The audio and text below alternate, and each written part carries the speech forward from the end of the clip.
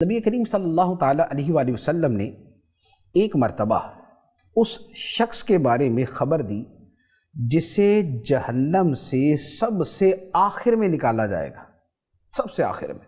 یعنی اس کا مطلب یہ ہوا کہ یہ آخری جنتی ہے، اس سے پہلے اربوں کھربوں مسلمان جنت میں جا چکے ہوں گے، یہ آخری مسلمان ہوگا، کیونکہ کافر تو جہنم سے نہیں نکلے گا، یہ آخری مسلمان ہوگا، اسے جہنم سے نکالا جائے گا۔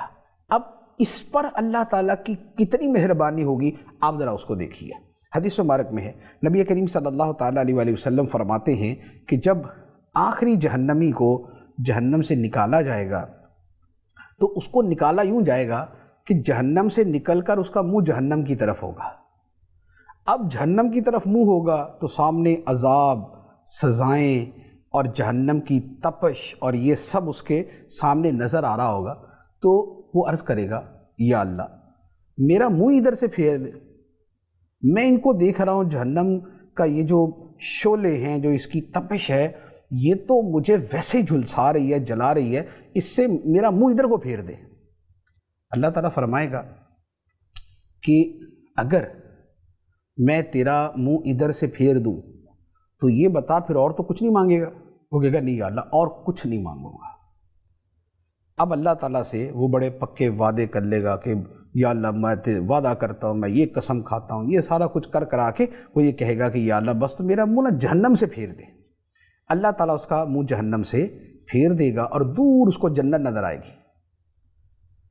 اب جب جنت نظر آئے گی اور جنت کے مناظر اس کے سامنے ہوں گے، سبحان اللہ، تو وہ پہلے تو تھوڑا سا شرمندہ ہوگا، غور کرے گا کہ اب کیا کروں، پھر کہے گا یا اللہ ایک سوال ہے۔ اللہ تعالیٰ فرمائے گا تو نے پہلے نہیں کہا تھا کہ تو نے کچھ نہیں مانگنا؟ اور وہ کہے گا یا اللہ ایک سوال۔ اللہ تعالیٰ فرمائے گا اچھا ٹھیک ہے، اگر یہ پورا ہو گیا اور تو نہیں مانگو گے؟ وہ کہے گا نہیں یا اللہ اور کچھ نہیں مانگو۔ اب وہ بندہ کہے گا کہ یا اللہ مجھے جنت کے قریب کر دے بس۔ اللہ تعالیٰ اسے جہنم سے پھیر کے جنت کے قریب کر دے گا اور وہ جنت کے قریب ہو جائے گا۔ اب وہاں جب جا کے وہ دیکھے گا کہ اتنا کچھ جنت کے اندر، ایسی موجیں، ایسے محلات، ایسی نعمتیں، کھانا پینا پہننا رہنا، مناظر، اور پھر جو جنت کے اندر دودھ شہد شراب کی نہریں، اب جب یہ ساری چیزیں دیکھے گا تو اب وہاں پر کھڑے ہو کے وہ خاموش ہو جائے گا اور کافی دیر خاموش رہے گا، کیونکہ اب اس کو سمجھ نہیں آ رہا ہوگا کہ اب میں کیا بولوں، کیونکہ میں تو بڑی قسمیں کھا کے پہلے ہی جو ہے میں نے کہا تھا کہ یا اللہ میرا صرف منہ جہنم سے پھیر دے، اس کے بعد پھر میں نے قسمیں کھا کے کہا تھا بس آگے کر دے اور کچھ نہیں مانگوں گا۔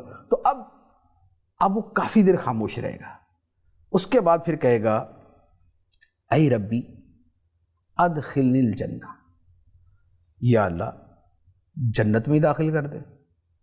اللہ تعالیٰ سے فرمائے گا الیس قد اعطیت عہودک و مواثیقک الا تسأل غیر ما اعطیت۔ اللہ تعالیٰ فرمائے گا کہ تو نے بڑی بڑی قسمیں اور وعدے نہیں کیے تھے کہ تو کچھ اور نہیں مانگے گا؟ اللہ تعالیٰ فرمائے گا ویلک یا ابن آدم ما اغدرک، تو کتنا وعدہ فراموش ہے اور کتنا اپنے عہد کو توڑنے والا ہے کہ تو نے پہلے ایک وعدہ کیا، اس کو توڑا، پھر وعدہ کیا، اب اس کو توڑ کے کہہ رہا کہ مجھے جنت کے اندر داخل کر دے۔ وہ بندہ کہے گا اے ربی لا اکون اشقا خلقی کا، اے اللہ میں یہ نہیں چاہتا کہ تیری مخلوق میں سب سے بدبخت آدمی میں ہی بن جاؤں، کہ جہنم سے تو نکل آیا، جنت میں جانے سے محروم ہوں۔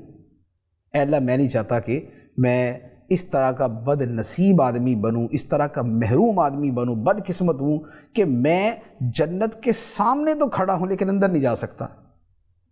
تو اب یہ بار بار اللہ تعالیٰ سے کہتا رہے گا یا اللہ اندر بھیج دے، یا اللہ اندر بھیج دے، یا اللہ اندر بھیج دے۔ اب حدیث مبارک ہے کہ یہ بندہ بار بار یہ فریاد کرتا رہے گا حتیٰ یضحک اللہ تبارک و تعالی منہ، حتیٰ کہ اللہ تعالیٰ اس بندے کی بات سن کر مسکرا دے گا، ہنس دے گا۔ اب یہ جو ہنسنا ہے یہ اللہ تعالیٰ کی شان کے لائق اس کا معنی ہے، اس کا معنی ہم وہ نہیں لیتے جیسے ہم اپنے چہرے کے ساتھ ہنستے ہیں، لیکن حدیث مبارک میں جو فرمایا یعنی اس کا پھر ترجمہ حقیقت میں کیا جاتا ہے کہ اللہ تعالیٰ اس بندے سے راضی ہو جائے گا کہ ٹھیک ہے اس کی فریاد کو قبول کیا۔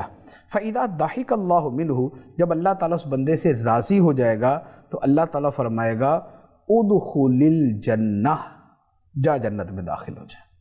اب وہ بندہ جنت میں داخل ہوگا، جب وہ جنت میں داخل ہوگا تو اللہ تعالیٰ سے فرمائے گا تمنا، اب جو تمنا کرنی ہے کر، جو آرزو تیرے دل میں آتی ہے بول۔ فَيَسْأَلُ رَبَّهُ وَيَتَمَنَّا، تو وہ بندہ اپنے رب سے سوال کرتا رہے گا، تمنا کرتا رہے گا، حتیٰ کہ اللہ تعالیٰ اسے یاد کرائے گا یہ بھی مانگ، یہ بھی مانگ، یہ بھی مانگ، یہ بھی مانگ۔ یعنی بندہ تو جتنا مانگ سکے گا مانگ لے گا، اس کے بعد اللہ تعالیٰ اس کو یاد کرائے گا یہ بھی مانگ لے، یہ بھی مانگ لے، یہ بھی مانگ لے۔ تو اللہ تعالیٰ اتنا فرمائے گا حتیٰ کہ اس بندے کی ساری آرزویں پوری ہو جائیں گی، ساری آرزویں پوری ہو جائیں گی، جتنا اس نے مانگنا ہوگا۔